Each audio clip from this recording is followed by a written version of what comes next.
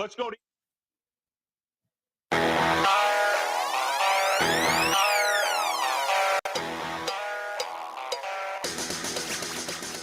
Beginning to wonder what was more exceptional when Stephen Ross sat down with Joe Philbin across the table and said, "Oh, that's my man," after listening to Joe, or was he more excited when he heard Mike McDaniel say things like that? Mike, how would you face your team after a small, short, hopefully losing streak? And he said something like that, and Stephen Ross says, "This is the guy. Get the contract." Garfunkel, get in here with the contracts. The time. Wake up with Defo, joined by Lubie. Welcome to the Defo Show.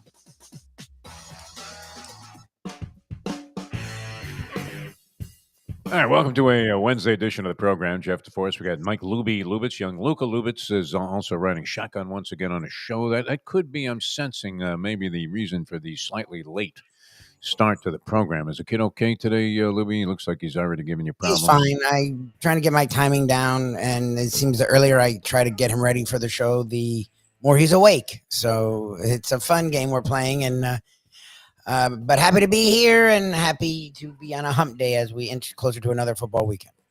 He's one of those moody talents, huh? That walks in at the very last second. Expects everybody to. I mean, it reminds me of the days, my very early days here, South Florida Radio. Very first job, 940 Wins. It was an all-news station. The all-news format was very popular. I want to say there were at least 3, maybe even 4. Can you imagine this, Libby? 4 all-news stations in the market. That's crazy. Yeah. I mean, one of the bigger mistakes, too, that I was witness to and unfortunately a part of was when the late, great Steve Lappa of the Lappa Nation fame decided after he was going to do this radical sports talk and general talk station, which I was going to be a part of. And I was very happy about that. He was telling me, hey, we're going to get the wildest people on the air here, and we're just going to shake it up. And I thought, well, that sounds good. And then he had the owner of the station, who I don't know what money this guy was pulling out of his ass, but another one of those filthy rich guys that happens to be broke. Have you run across a few of those in your lifetime? Mostly that's the case with the Trumpster, like a filthy rich guy that has no money. And that was the case with this guy, Jim Hilliard, who owned a thing called James Crystal Radio, which I believe the James part made sense. The Crystal really didn't, although I guess it was the name of one of his grandchildren. And this was a guy who was always on the run. Like you couldn't find him. They were always trying to serve him with subpoenas. You could never. Not encouraging, although I remember having a conversation with the guy. He called me into his office to try and get me focused on what it is that the mission was going to be for this new radio project that I was happy to be a part of, because I was coming out of that Miccosukee jackpot, and I was thinking, geez, what am I going to do? And I thought to myself, well, this is very lucky, because these guys are going to go in a direction that I think radio badly needs to in this town. They were going to sort of become an even more radical version of what you had at WIOD in the very heyday of talk radio, which I was happy to be a part of as well, with that Sports Talk 610, 6 to 8 p.m. That was really my first significant step forward. But this was a rebounding situation. And just as we were about to launch this thing, the guy invested in what was the top of the line equipment. His big theory was, listen, if the station sounds huge, it won't even matter what people are saying.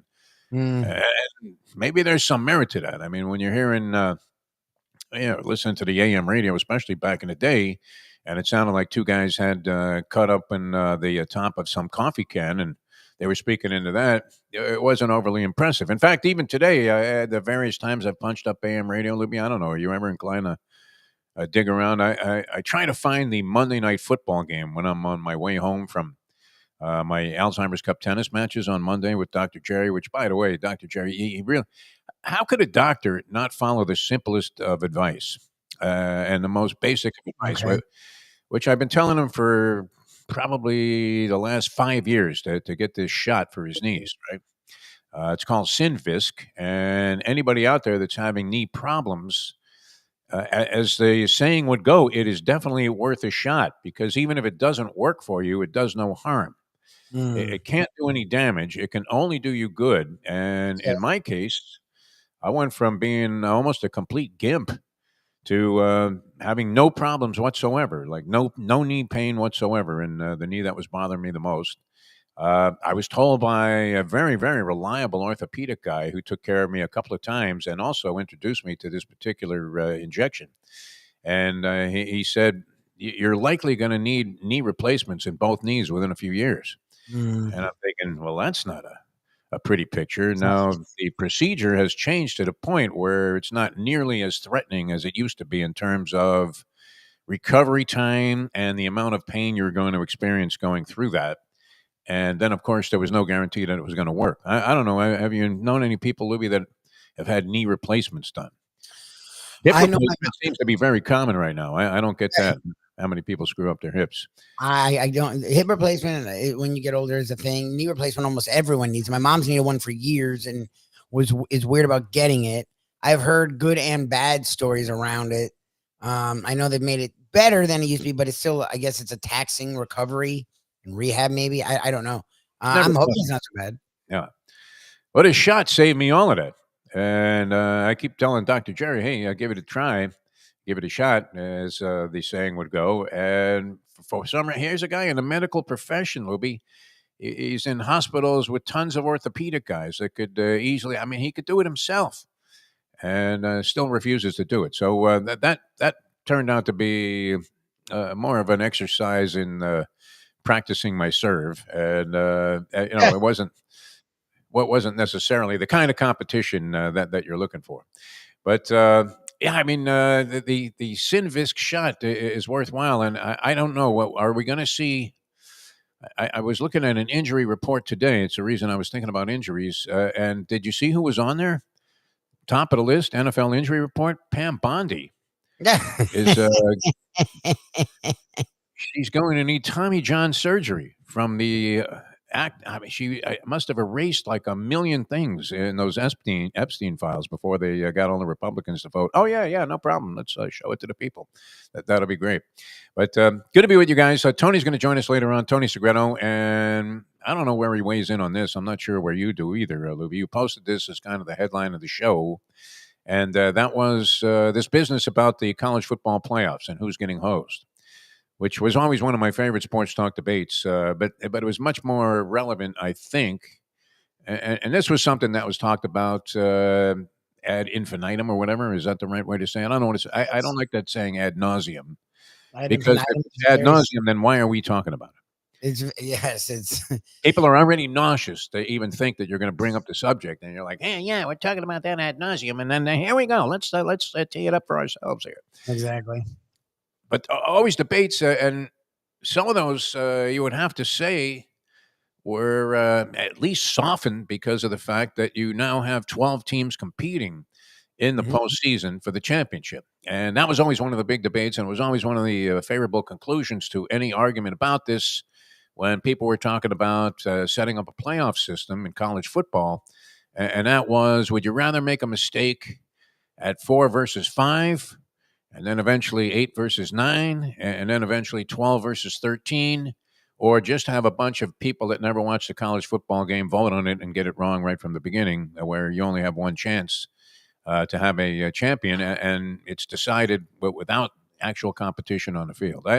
The system now is good enough for me. If you do get hosed as the 12th or 13th team, Lubie, I mean, outside of your Florida State, then there were only 4, though, when Florida State got and they had a pretty equal shot. 12. Yeah. You're getting into that, like the tournament where it's like, okay, number 64, who cares? Like number 12, I guess this year after Ohio State, everyone seems like they're on the same level. So maybe 12 has a shot to get to a championship game. I don't know. That's my problem with this fighting about Notre Dame versus Miami. I don't know. Notre Dame's played good football. I don't think Miami would win a title. Like that's what's weird about and again, you as a Cane fan, you should want to be in the playoffs, obviously, but I don't think they're on the same level. Series of miracles to win the ACC championship. I was just going over some of the scenarios, and that would be one way to solve their problem. Talking about the University of Miami, because the big debate right now, and it's all over the place. It's not just unique to us because we have the local team here. It's who belongs in the playoff more, who's more deserving. Notre Dame, having lost their first 2 games to 2 highly ranked teams, although Miami had slipped since they were way up there at number 2. Remember when they were number 2? My God, Mario. Like a month ago. You could hand Mario Cristobal the key to the kingdom, and he would find a way to screw it up. No, I mean, how do you lose those 2 games, Louisville and SMU? Good Anybody question. could lose a game, and there were always up. Look, Bobby Bowden, as great as he was, and as much success as he had, routinely would lose that game to NC State when they were an unranked team and appeared to be going nowhere, and they would go into North Carolina State's home field and lose outright. And you'd say, how is that possible? Come on, Bobby. Well, dadgum, if the kids No, had the just one played a game little thing bit better. happens. The one game thing happens. We've seen it with Bama. Nick Saban didn't have an undefeated season every year. It's No, second game. Mario always loses that second and third game a lot of the time. Like that's to me his you're signature. setting people up for that too. I really think this big game is going to You be. are setting people up for a loss to Pittsburgh. If they blow them out, then they blow them out. Then they're serious and they really, they're overcoming the crystal ball stuff. I'm curious because every time they've been in that place, that's the game that they end up losing. Yeah. And I'm fully with you 1,000%. You're thinking they're going to clean up on Virginia Tech this week. Everybody's going to get all excited. The Fighting Irish really have two soft games coming up. I think. Do they play Syracuse and Stanford to finish out the season? 2 very soft spots. Big debate there. I don't know. I mean, you were looking at this, and I'm watching on ESPN. Hey, look at that! A baby makes an appearance here on ESPN. I love this kid. He looks just like you, Lubie. It's really kind of awkward to imagine that. And he's starting to sound a little bit like you, also. No, he does. And is that a concern of yours? Because I would say your unique voice, I think, has made you one of the more recognizable talents in the whole South Florida market. No. I mean, people knew right away it was you. I remember that time you were surprised when we were flying somewhere early on when we first got together. It might have been, I don't know, either a Radio Row or for the Super Bowl or that. Yeah, we were going to Dallas. I remember we were going to Dallas. Yeah, for Radio Row. And these young guys in the airport are going.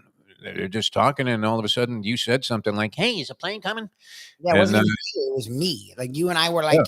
We're going to the counter for something and they were behind us and they tapped me on the shoulder and I was like it was like the weirdest.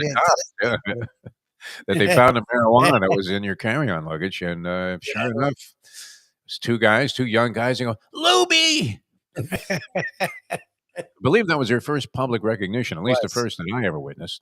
Yes, and they were huge fans. It was very heartening to see that they had responded so well and knew a heck of a lot about you. That was great. But I think young Luca, at least from what we've seen so far and heard on the show, similar voice characteristics. God, I hope not. I know this voice. I'm fine with this voice. I have to live with it, but I don't wish this voice on anyone, let alone my son. So who's going to be crying like a baby? I guess that would be the question. And now I'm watching on ESPN. They have a projected college football playoff bracket, and they have Miami at number 11. They keep putting Miami in, yes, even though Miami is but they're still outside of the official rankings, aren't they? They're 13, so they wouldn't be top 12.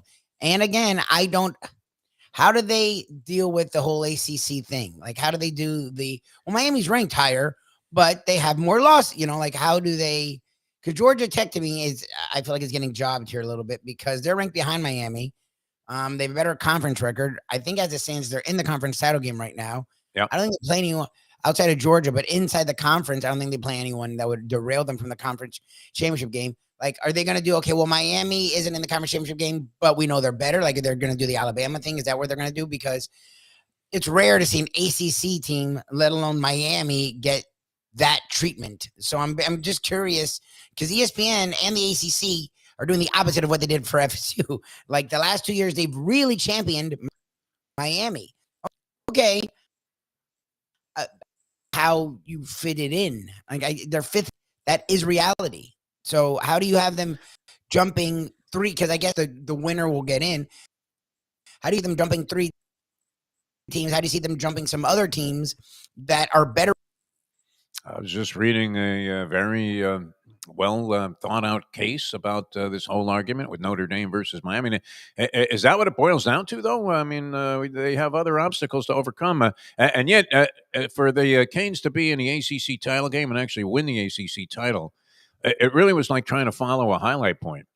A series of miracles where you need the 2 to beat the 3, and then the 3 to get 2 points, and then the 5 comes out there, and they have to get 3 points, go into the 8. The 8 has to run the table, and then you're in a playoff with 3 other guys, and you're hoping Waristi overserves on it really was going to take a series of miracles. Too many permutations to actually.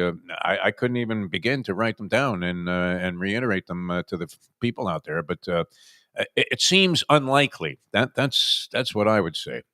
Mhm. So it's going to boil down to some kind of a vote, and the criteria. Head-to-head competition will be the number one criteria. Also, quality of loss, where you did have Notre Dame lose their 2 games to 2 teams that are highly ranked and under consideration. One's going to be in the playoffs, right? Texas A&M. And these were in the first 2 weeks of the season. They lost those games by a combined 9 points, whereas Miami loses to Louisville and SMU. And you're thinking, no matter what they did the rest of the time, Cristobal factor, those are inexplicable and unacceptable in terms of being able to overcome the fact that Notre Dame has run the table since that point and is likely to just finish up on a 10-game winning streak. So, plus, Yep. Is this still a factor, Lubie? I don't think the universe is down on the University of Miami like they used to be. No, Remember when it was us versus them, us versus the world? It's a hurricane thing. You wouldn't understand all of that baloney that they used to have to spew out. that's not. And we were behind it, right? Because you want to be on the side of the team that's being, disrespected or whatever you want to call it. Oh yeah. And people had good reason to have their ire about the hurricane team. And it's almost like having a president of the United States refer to a female reporter as a pig. That was a good one, Lubie. That didn't That get was as much attention as classic. it probably should have. That was classic. It still boggles my mind. Women that'll stand up defending him, and it's like, where have you been the last 60 years? 60. What are you It's looking 60 at? years he's been this guy. He's been this guy toward women since the early 80s. Like, and he's never By hit the it. old Wazoo. I mean, that was a good one. It was funny too when they rolled out the red carpet for this Saudi Arabian guy. I think 2 body parts from Khashoggi came out of the car. Isn't that the same carpet that they Yes, wrapped yeah. the guy up in when they dismembered him? Oh God. He's a great man.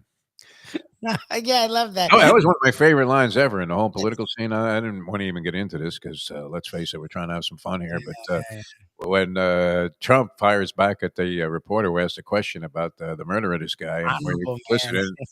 and the Trumpster says, "Hey, bleep happens."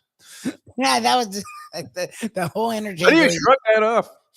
You have an honorable man here. It's like an honorable man. Like, you even understand the definition of the words you use. And then he's like, well, stuff happens. It's like murdering people. That guy walks into the consulate, thinking he's going to be talking to somebody. Next thing he comes out, he doesn't come out. The body parts are flying out the window. Unbelievable stuff. Come on, man. All right, so what are we thinking here, Lubie? A guy named Hunter Yurachek is in charge of the college football playoff system. Hunter Yurachek, I know nothing about him. You do have Miami. They're behind BYU and Utah in the rankings there. Well, they're 13. And did I see 13? Did they move up to 13? Yeah, I saw him 13th. Yes. Oklahoma's because. Like, is it? I don't think it's not the top 12. Like, just because you could be 12 one week, that doesn't mean you're in. Like, it doesn't work like that, right? I guess not. I mean, if you look at Okay. where was Florida State ranked when they got host? Well, what was funny is Florida State was number 4 going into the conference championship games. They won by double digits in the conference championship games, and then magically became 5 because they didn't want. Well, because Nick was crying. That's why. Nick was saying, "Hey, even though we lost and we don't deserve it, we deserve it." Exactly. And as if they were getting free insurance the rest of their life from Aflac, the committee decided, "Oh yeah, let's go ahead and put them in." All right, bunch of other stuff going on. This is kind of interesting. One of the college games of the weekend that is in the ACC that I don't know how much attention it's going to draw, other than the fact that Bill Belichick's involved. Duke and North Carolina. Now, in a million years, and Duke is favored over North Carolina in this game.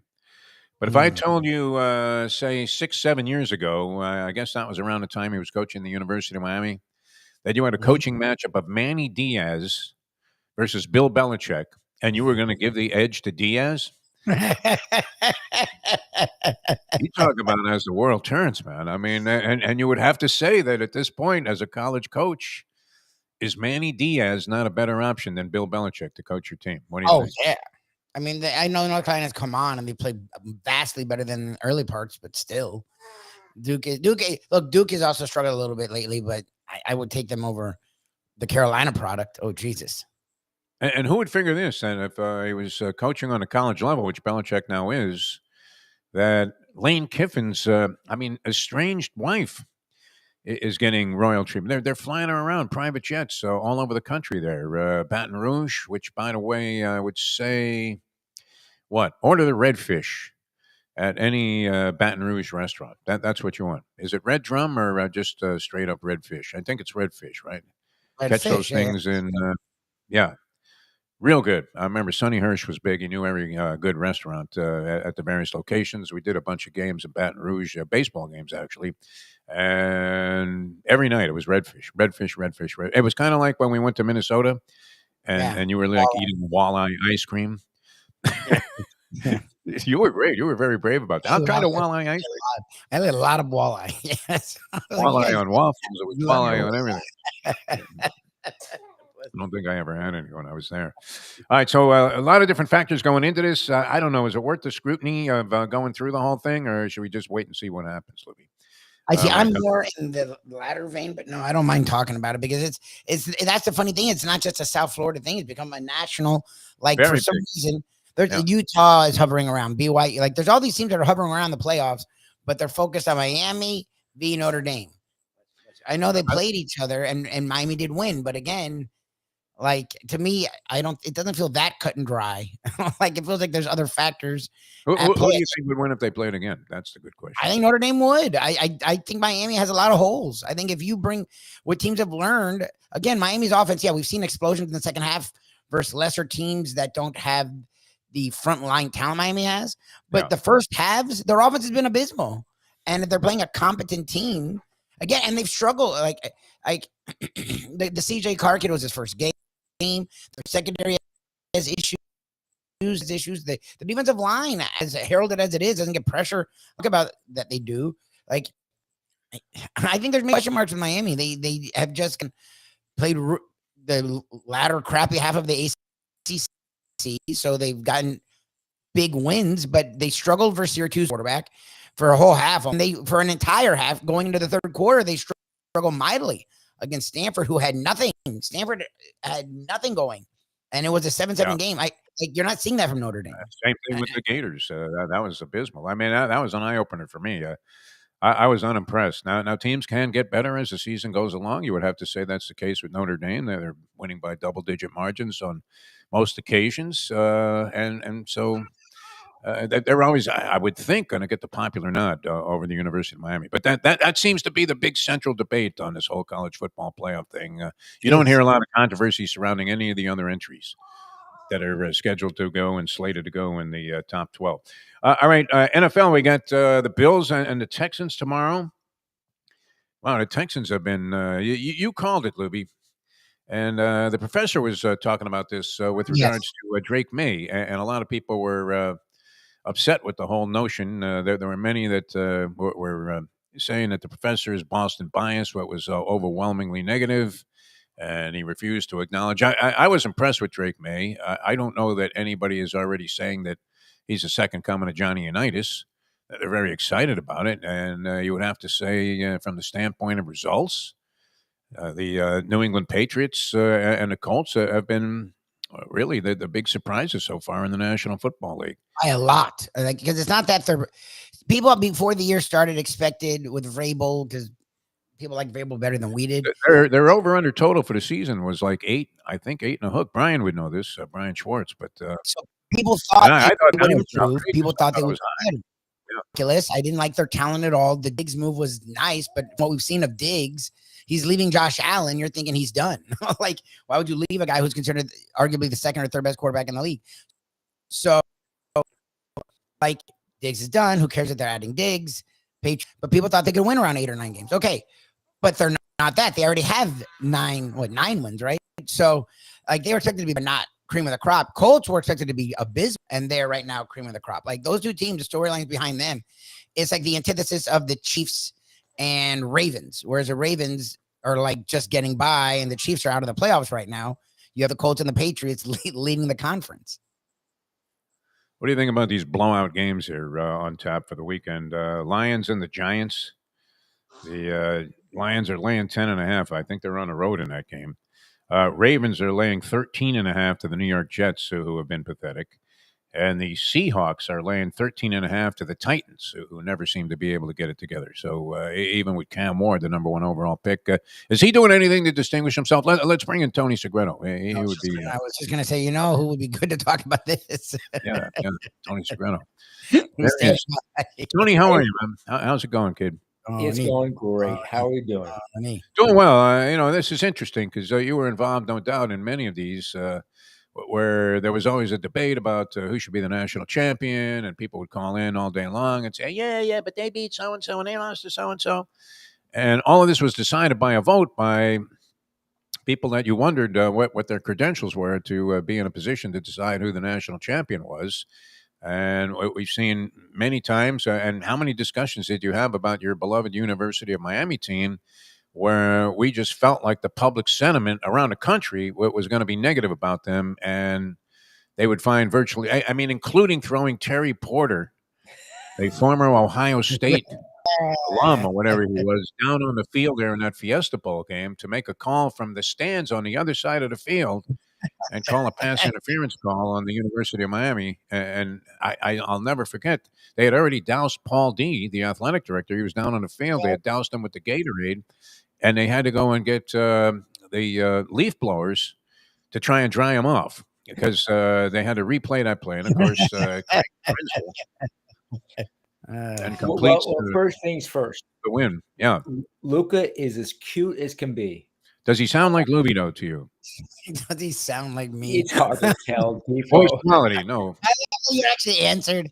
I guess he does then if Tony feels the need to actually respond. Isn't it weird to have like Lubie holding his mini-me while doing a show? It's incredible. I'm not trying to. Let's hope, in Lubie's defense, he's, as long as he's healthy, that's all that matters. Yes, but that's what I say. Yes, but if he has Lubie's voice, I think it's good though. I used to get this from the Polyman all the time, who had a very unique voice. My good friend, the Polyman, with us years and years doing, or as he would say, years and years. Years and years. And I remember when I first started using him on the radio, he said, what am I going to do about the voice? And I said, you're going to do nothing about it. This is what's going to distinguish you from everybody else. Everybody's going to know right away who you are. There's nothing better. That's right. Now, if it's a particularly annoying voice, I guess it's not necessarily a good thing, but plenty of people have made it with that. Lubie, a very distinctive voice, and I'm hoping Luca has the same voice. I really am. I think he wants to get into this profession, which I don't know what it's going to be by the time Luca's ready to go. Well, you might want to be doing something else, but this is a voice characteristic, I think, that has some similarities already.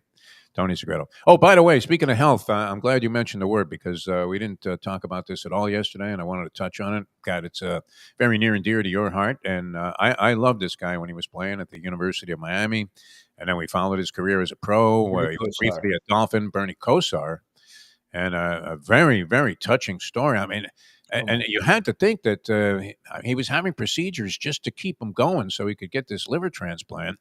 Which he got it Thursday. He got it Monday.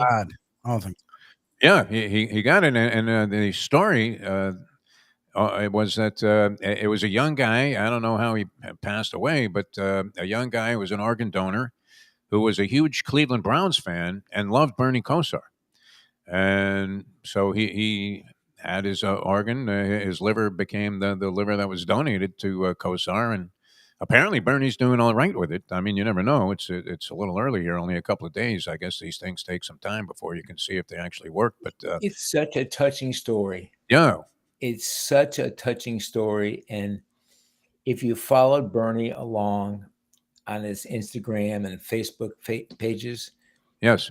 the it just I urge people to, whatever religion you are, just pray for Bernie. He is he's a heck of a guy. He's a shell of himself right now, but Well, I mean, he keeps he fighting. was very strong. I mean, I have never seen. We knew he was mentally very, very, acutely, strong in this category. Obviously, because he didn't appear to have the greatest physical skills as a quarterback, but he was one of those heady guys that always made things happen. But his approach, Tony, is truly the kind of thing that would inspire anybody to fight through whatever difficulties you're going through. I mean, he has been as bold and upfront with these social media posts, and I mean, incredibly positive about everything that's happening. Amen. Amen. He has been a positive.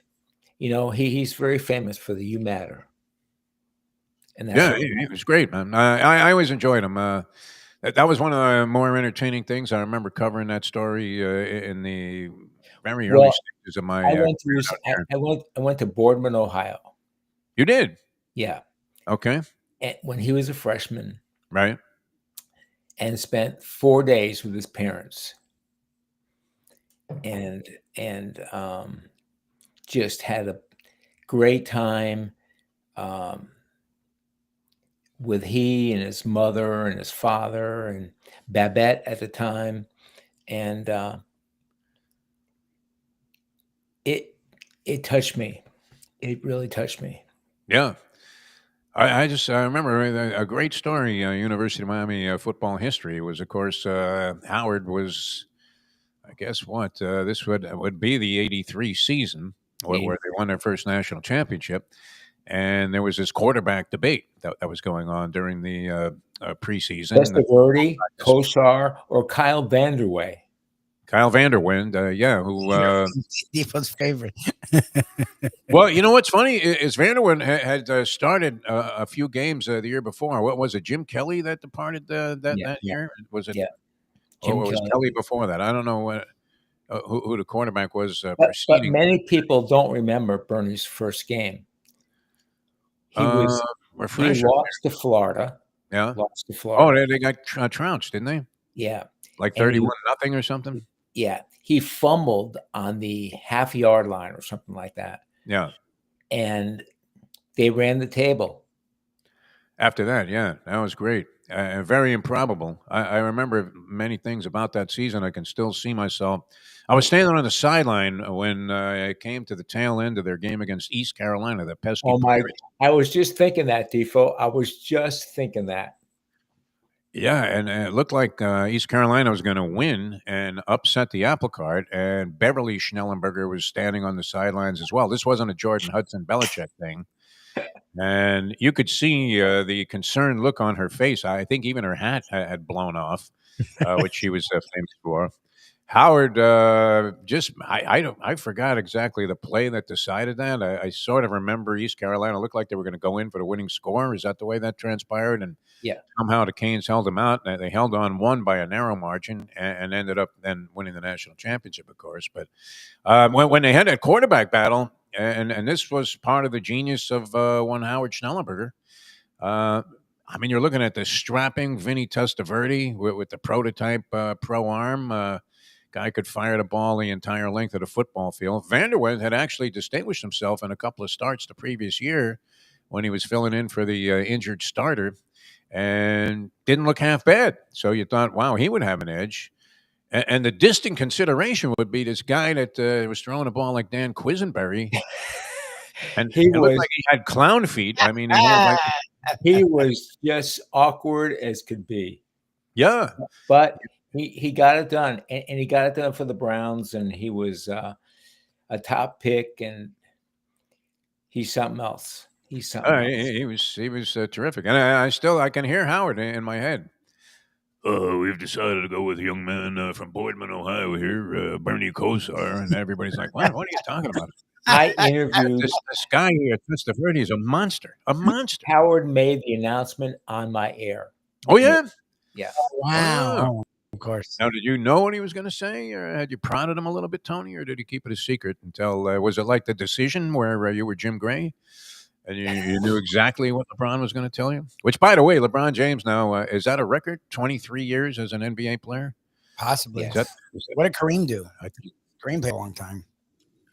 yeah, I don't know. I thought I heard. I was sort of half listening Probably is. as they were talking about him yesterday. He made his return with the Lakers. He continued his streak, which is some ridiculous number of like 1,200 and something straight games with double-digit points. It's stupid. And it's his 23rd year, and you're thinking, think about the guys. How long have they been out of basketball? The guys, Darko played about 14 years. He was the number 2 pick. Carmelo's been out of basketball for quite some time. Bosch has been out. His career shortened, of course, by the illness that he incurred. But nonetheless, he's been out of the game. And Dwayne Wade retired how many years ago? And LeBron's still going. And not only getting double-digit points his first game back, but also dishing off 11 assists. Pretty amazing when you think about it. I don't know who the hell has been his physical guide, but wow, I mean, you got to be. Imagine playing 23 years at that level. He looks great. He looks fit and ready. He looks like he can play next year. Yeah, you know what? Why am I feeling this is going to be it? What do you think, Lubie? Well, he's sort of intimated that I think this is it. I mean, I don't know if he's doing the tour thing, but it's been made sort of clear that this is it. I mean, he's missed almost half the season. Quarter of the season already down the or drain. Quarter of the season. He's missed. I guess they were like 10-4 or something like that. But he's missed a quarter of the season. Yeah, he's something he's never done before. He's doing the resting thing to reasons now. I mean, they seem to have found a nice young little group of guys there. Including Luka. So they're ready to. Yeah, exactly. It just feels like, it feels like last year should have been the year, but it feels like I think the way he's talking sounds like a guy that's retiring. Yeah, you would have to think. Look, all you can do is applaud. I don't care what you think about LeBron James. We've said this forever, and it's true. Maybe not so much this year, but you put him on any roster, they become a contender. I don't care what team he plays with. And the championships that he's won with 3 different teams should not be lost, as everybody wants to concede that Michael Jordan was the greatest player ever because of the 6 rings. All right, so how do you feel about this, Tony? You're fully in tune with all of the various mathematical permutations it takes to figure out who's going to be in the top 12. You're having to decide, and you have an affinity for both teams. So from a personal standpoint, I don't know that there's any big bias here, although I think your lean would be towards the University of Miami. But Notre Dame and Miami, this has become a huge debate around the country. Which one deserves or is more deserving of being in the playoff? Notre Dame, it's quite simple. Notre Dame is progressively gotten better. Okay. Yes. And they're playing at the top of their game right now. Yes. All right. As compared to the University of Miami, who's descending. You got a team ascending. They're up and down. I would say more up and down. 2-2 in their last 4. Yeah, they're 3-2. They've had some blowout wins in those 2 games. So that's the debate. It's over. Even though you're going to disregard head-to-head competition, you're going to disregard having a similar record. Any of the other criteria, I mean, you would get the nod. Listen, strength of schedule, it's about the same. I'm a big UM. You know me. UM is you died and gone to heaven, whatever. Yeah. But for Miami, they had Carson Beck. His first game. For Notre Dame, they had a young freshman. Not a freshman, yeah, who hadn't played ever. Yeah. Like that you're making excuses for Notre Dame, Tony. That's kind of interesting. Well, I mean, the way it stands, I don't know. Does anybody know what's going to happen? Do you have any influence on the committee? Maybe Ed Garcia has influence with the committee. But we know where he would. I know where he would head right away. I definitely don't have any influence, but I am very impressed with Notre Dame and Georgia. Coming out strong. Definitely showed a power shift there in the SEC. With Oklahoma taking down the Crimson Tide, which is absolutely incredible. Just kind of showing their strength makes Michigan look also a little bit better since we lost to them earlier in the year. All right. So what would you do? I mean, I guess we're going to see Notre Dame in there. Is Miami going to get into the postseason? That's the question. Yes. Do you think they are? I think Miami will definitely get in the postseason. They just need to continue to play strong. They need to have some dominant wins, and they'll keep the votes. They just got a little shaky, and they just got to just play better D and throw the ball to their own teammates. Do you do you believe in the Defo Lubie conspiracy that for all the University of Miami has done, they got the crystal factor in there? Cristobal factor is huge. That's the reason they're in this jackpot. No, I think Miami could do it. They definitely need to focus on a little bit more culture and tighten up with just the different offenses and defenses that they face. I don't think this will be their year. They're learning a lot real quick as they get to play some of these top opponents, and they're going to learn a lot more in the playoffs. I don't think they'll make it very far. I don't want to say it's a lack of discipline. It's just a lack of education versus these other teams and how to execute. So. Can a team actually get a really good education is online. You can buy a NFL referee gig and go ahead and watch the Lions screw up and throw these crazy pass interference calls for $9.99. So for $9.99. What were you using? Soccer official in Madrid? Because that was the most atrocious, outrageous, egregious pass interference call. That was the worst call in the world. Agreed. Shouldn't that be? I mean, I know they don't want to review everything, but with the severity of the penalty when you get called for pass interference, I mean, half the time they're putting the ball on the 1 yard line. It's always, because it's an automatic first down. How many times have you seen the automatic first down? The pass interference call is on the other side of the field, inconsequential to the actual play. You could say, well, if the guy wasn't held or whatever, that he might have popped open and the whole play might have transpired in a different fashion. But shouldn't that be reviewable? I mean, of all the things. I thought so. I think 100%. I mean, why do we have, these, hey, call back and these TVs and all the other stuff? I think that there should be a level of a certain call that just gets verified. Yeah. Especially since it's going to be a W or an L for a team. 100%. Should be an automatic one challenge on a pass interference call by every coach. How much is that going to elongate the game to the point where people are going to be screaming, "Oh my God, I was there for 4.5 hours. They kept reviewing plays." I don't think it would be that damaging because it's far worse, Ed, like you said, to let those kind of calls stand.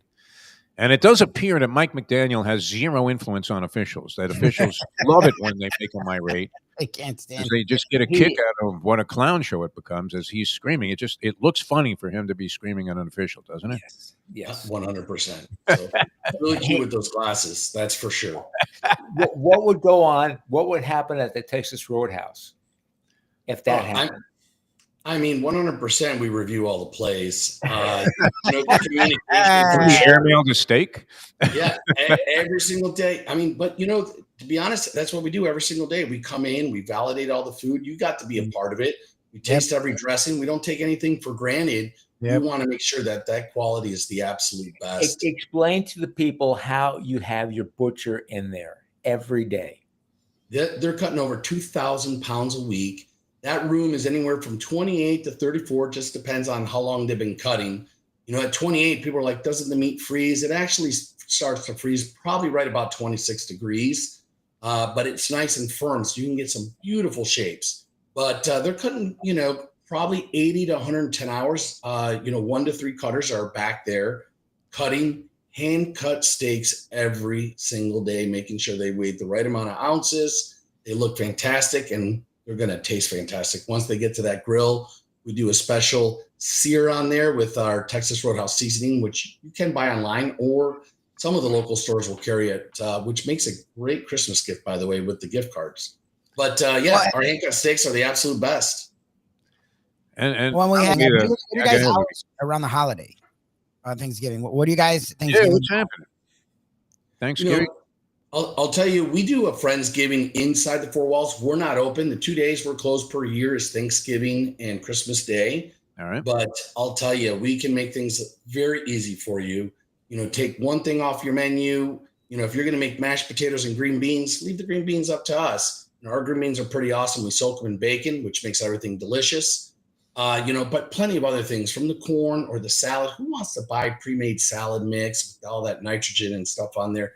Hey, hit us up. We'll be more than happy to put something together for you for Thanksgiving, to just kind of help out with that type of stuff. But hey, some people aren't into turkey, and we can do prime rib logs for you as well. We can give it to you raw, and you can actually bake it in, essentially bake it in your oven. We'll give you a couple tips and tricks to make a really awesome prime rib. And we do a couple of those as well right around Christmas. So check out with your local Texas Roadhouse and have a great dinner.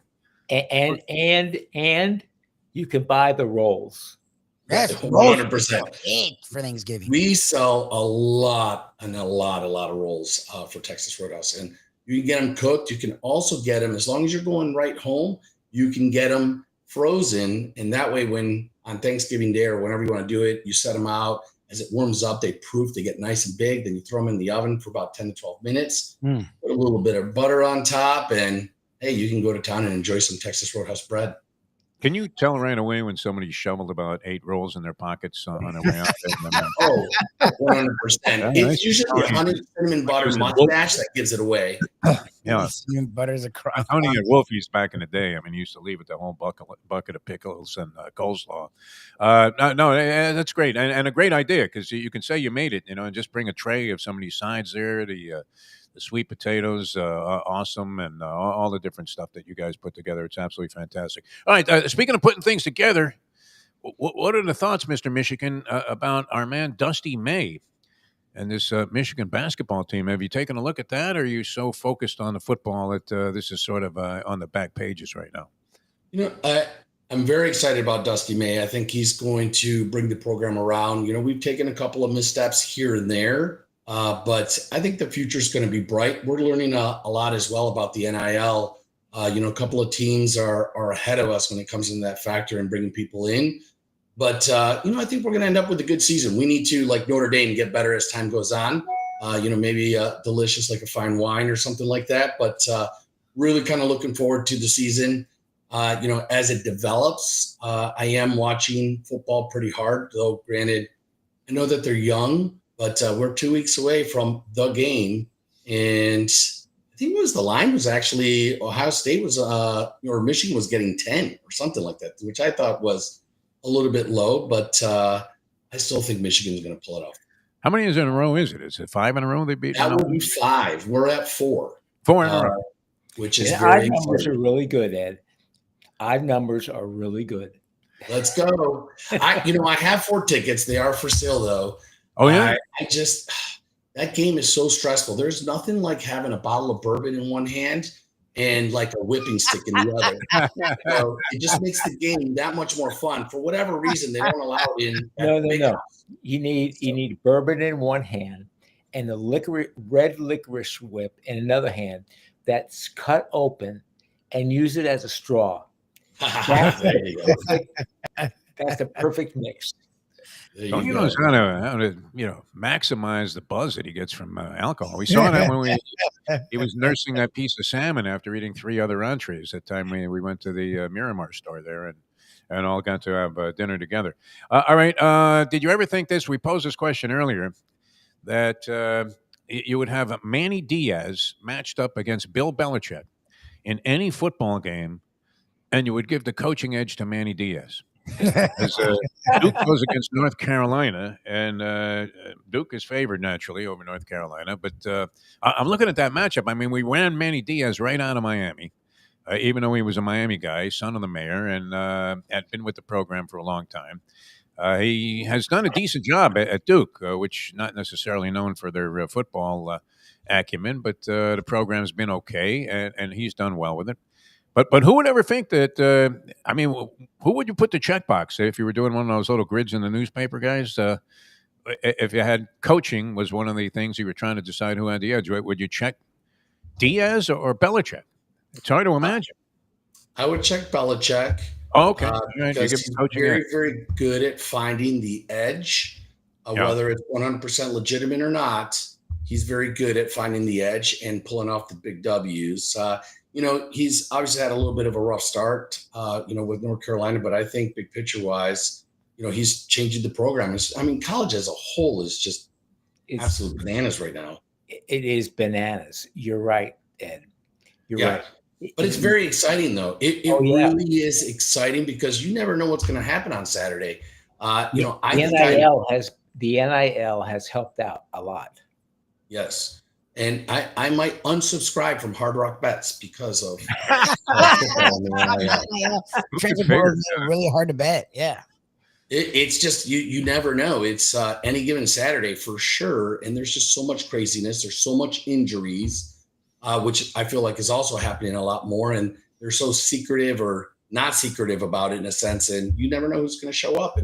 And those are some pretty big games. And, the other thing, too, is that next Saturday with a lot of the big games, how many people are going to maybe sit out a player or two? It's going to really make an impact, getting into the championship. I don't know if that's going to happen or not, but we'll see. I think, that might be some things that coaches take into consideration of, not playing your full team and stay healthy so you can take home the natty. I had a nightmare about load management, not on the football scene, but with tonight's game, Heat and Golden State. Golden State coming off a back-to-back now. They played in Orlando last night and lost. What if you had tickets for this game and Steph Curry was sitting out? Oh, God. I mean, can you imagine driving down there? We always talk about little Johnny Jones, whose father drove him, picked him up at the hospital and drove him down there to see his favorite player when it was LeBron. And then you found out after going all the way down to the Kaseya Center now that LeBron was out. That would be, a disaster if Steph Curry doesn't play in this ball game tonight. We do have to ask you guys one more thing here. Sure. You didn't get a chance to weigh in on. You know how you lose friends over the Trump debate, and you're having to cut people off on Facebook and various social media accounts, and maybe even blocking their telephone number. But this has become the case with the argument about whether Mike McDaniel should have been fired immediately after not going for that field goal with 1:40 to go, and the Commanders doing virtually nothing on this field in Spain. They had one touchdown. They had an injured backup quarterback in Mariota, and the fear that they would score a touchdown on you in the final 1:40 with no timeouts left. I think it was far outweighed by the idea of let's go ahead and kick this field goal and take the lead. And I rarely, Tony, do I get as fired up as I did when I couldn't believe that this guy was going to go for it there and put this onus on, and then have to use his own timeouts to facilitate their march down the field into field goal range. When the Commanders were fighting the clock and were unlikely to even get in range. What do you think went through his mind after they missed it or after they didn't get it? A big sigh of relief, no doubt. And then, of course, they got lucky and got the interception right away and managed to kick the game-winning field goal. So does that absolve him of what I thought was one of the most coaching decisions ever? No. What'd you think, Tony? I think that, he's played his part with the Dolphins. There's a systemic issue. I think, the team working together. We see that in the post interviews. We see that with the play routes and the play calling. There's just not they're just not flowing with each other right now. And it starts from the top. It starts with him and you feel it in the team. There seems to be a tug of war, Ed. There seems to be a tug of war. What were your thoughts when the guy? I'm trying to figure out. I'm thinking, okay, they can't be trying to draw this team off sides. That's only going to put them a half a yard closer to the end zone. So why are they lining up to take a snap here and not have the field goal unit on the field? They had already blown a 4th and 1 earlier in the ball game when they decided not to take a field goal. And while we've always been in favor of coaches that have guts and courage, and look, how much grief did Tony Sperano take for taking these field goals? But it seems like there's such a reluctance to kick field goals at a time where field goal kickers are more accurate and have more range than ever before. Yes, they do. And later in the game, after a coach decides to abdicate the chance to kick a field goal, put 3 on the board, how many times do you see that dynamic on the scoreboard, and you say, wow, if they had just gone ahead and kicked that field goal, they'd be in much better position to win the game. And I don't know. I mean, what do you think? Is this something that needs to be, I mean, I guess rethought in terms of the approach about field goals and putting points up? Ed? Well, I mean, I think that there is a point. We saw that a little bit with the Lions. This past week. It's can't go 4th and 10 every single time. I understand that he's changed the game and in a sense of going for it. I think it's fantastic. It makes it very exciting. But there's also where you need to just secure those three when you can secure those three. Now, granted, I think Mr. McDaniels was worried about whether or not he renewed his cannabis card in Florida or something. It's not. I don't know. What was going on there. I can't imagine. I mean, I rarely have I ever been screaming at a television set. I guess I was shocked when they announced Ted Jr. As the draft pick that year, when everybody was screaming for Brady Quinn, which turned out actually to be a good move, as Ginn had a better career. But I was amazed that this guy was going to not take the lead at that point in the ballgame and figure, okay, at the worst, this was such a joke. Tony, really critical of this Dolphin team as he has been this year. My goodness. I wish you were doing the Mike McDaniel show, Tony. If I was doing the Mike McDaniel show, I would drill him. I would be front row and center. I would love to watch that. Right from Texas Roadhouse, here's Tony Segreto and the coach of the Texas Roadhouse would have to sponsor it, though. Oh yeah, it would have to be at the Roadhouse. Let's go. It sounds like a good spot for it. Remember, it was always like Bobby Rubino's, and where else did we do this stuff? Oh yeah. Wherever Sonny could get ribs, that's where the sponsorship usually ended up. All right, Ed, you have a great one. So the schedule, you guys are closed on Thanksgiving Day, but plenty of opportunity to order stuff to adorn your Thanksgiving tables, which I think that's a great idea. That's a move. Yep. And Lubie, what are we going to do for a show next week? I mean, I can do Wednesday. Wednesday we're here. We're here next week. I mean, we're not gonna do anything Thursday, but I'm definitely down Wednesday for sure. Thursday and Friday we're gonna take off. There's a lot of football. I mean, hello, his Lions. It's literally the tradition. We got to talk about. Can you do Wednesday, Ed? Yeah, let's do it. All right, all right, we're in. Okay, so we're all set up for next week. See you Wednesday. Tony, Ed, have a great one. Always a pleasure. And go blue, as you say. And Tony, always great, Tony. So when are you departing for parts unknown? 2 weeks after Thanksgiving. Oh, 2 weeks. Okay. So you're still around for a while. Very good.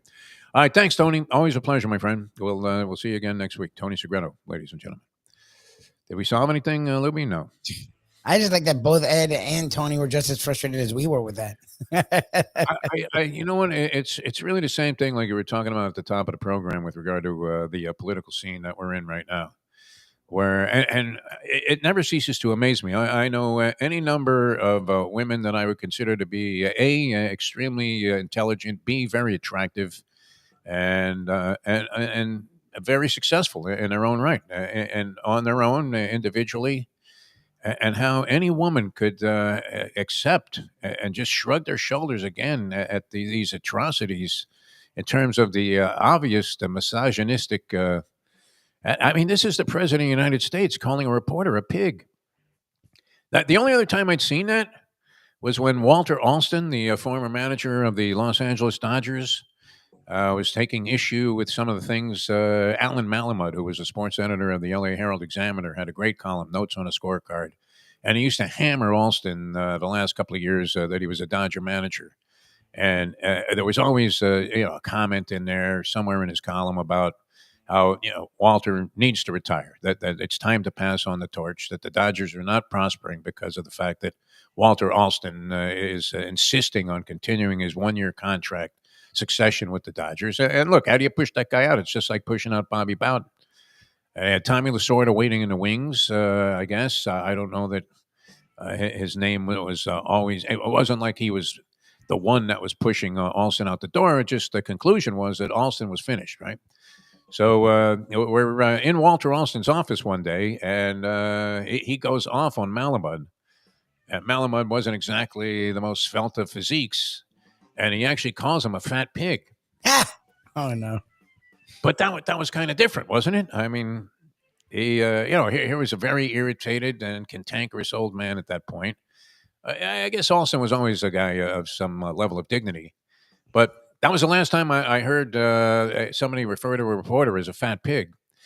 And this was in the case of the president of the United States, and then all the other reporters just sit there and go, "That's nice, Donnie." Yeah, they said nothing. No one said anything. Like, No hey, one- that's appalling, Mr. President. Oh, would you care to retract that? And then, I mean, they would have had this guy backpedaling all the way to the other side of the planet. What's going on in that room that he's leaning out of on the Air Force One? By the way? I don't know. He's always like leaning, and he just throws out random stuff that makes him look bad every time. It's insane. All right, so what do you think? The Epstein files? Are they going to? Is there anything left of the Epstein? Oh, files? that's the problem. Is How many pages are in the shredder? they were able, like they're not the Epstein. It's like what they did the last time, where they'll release stuff that's already been seen. I mean, it's all going to be redacted, and my hope is that the fact that these files are getting released will now allow people who have seen the whole files, which is a lot of people now in the government, to leak it. Now it's like, okay, they're out. This is the real version. That's my hope is that in the next week or so, we see, like after they do this dog and pony show, that someone actually releases the entire real files because they're sick of the whole thing. Yeah, that was great. I was with this gold in the Oval Office too. I mean, it really is starting to look like you're out there at, in the waiting room at the Bunny Ranch. Where they show you the menu of women. That may even be appropriate. All right, now we're going to get out of here. Enough of our political commentaries. I'm sure there are many people that think we're insane. So we're going to get out of here. We'll see you guys tomorrow. We'll have the trivia challenge with Dave Gurgles Gurgley, Friday the Professor, and a big board. Thank you, everybody, for tuning in. And for Luca Panici Lubitz, Mike Lubitz, Tony Segreto, Ed Garcia, I'm Jeff DeForest. Thanks for tuning in. We'll catch you next time. As we leave you now that. The time. Oh, and later on Bleacher Brothers, 4 o'clock, a little Break the Bank with our friends Frank G and Mike Jones. So you can look forward to that. It's 9:10. Let's go to eat a damn snack. Look what the